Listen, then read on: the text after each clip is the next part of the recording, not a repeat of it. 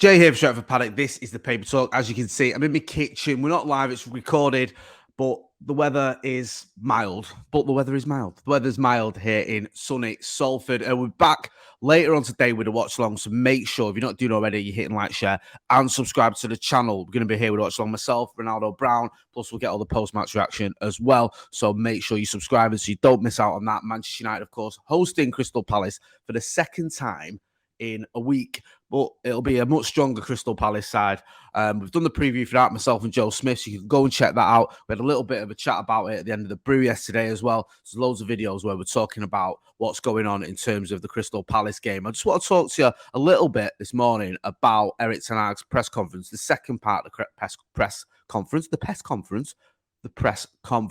Obviously, the first half, I'm sure you're all aware of what was said yesterday during his press conference in the afternoon. Some of it is embargoed, however, till yesterday evening. And we've got those quotes from the embargoed bit and what he was saying. He was speaking a little bit about whether he was going to promote academy youngsters with the injuries we've got. We know we're missing a lot of players.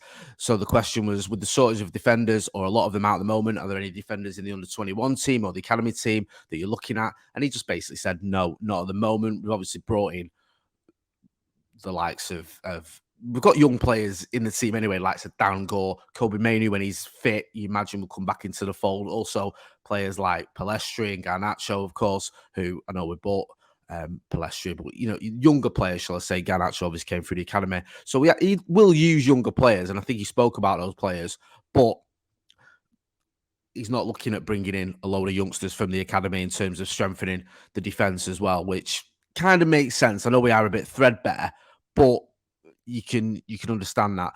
He was asked about Antony. He was asked a lot about Antony, but he said, coming back to Antony, I know you've answered a lot of questions on him before now. How is his state of mind at this moment? Are you confident he won't be distracted by the claims? And he said, I can't tell in this moment. First, he has to be back.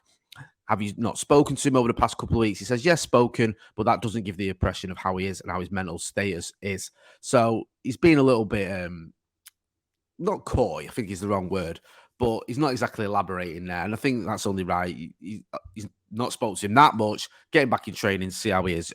Obviously, Antony being brought back into the fold after having that leave of absence following those allegations, the club deciding or announcing, I think it was yesterday, that he's going to be brought back into the squad, back into training. So we'll see how that pans out.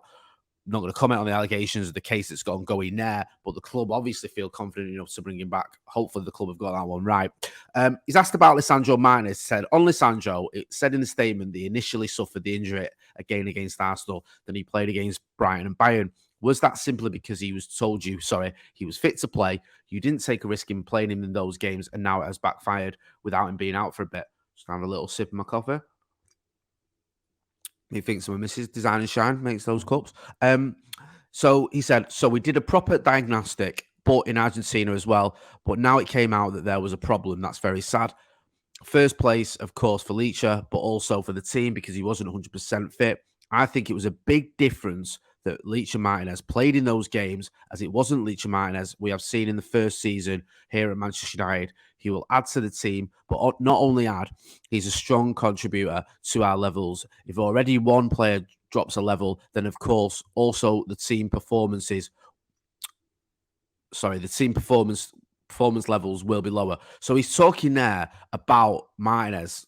Basically, what a lot of us have been saying, it wasn't Martinez that we saw last season, this season. Me and Joe talking about this the other day. You could see something's not been right with him. The entire season, going back to the first game against Wolves, where he played 45 minutes and he was brought off, you could see him just missing something.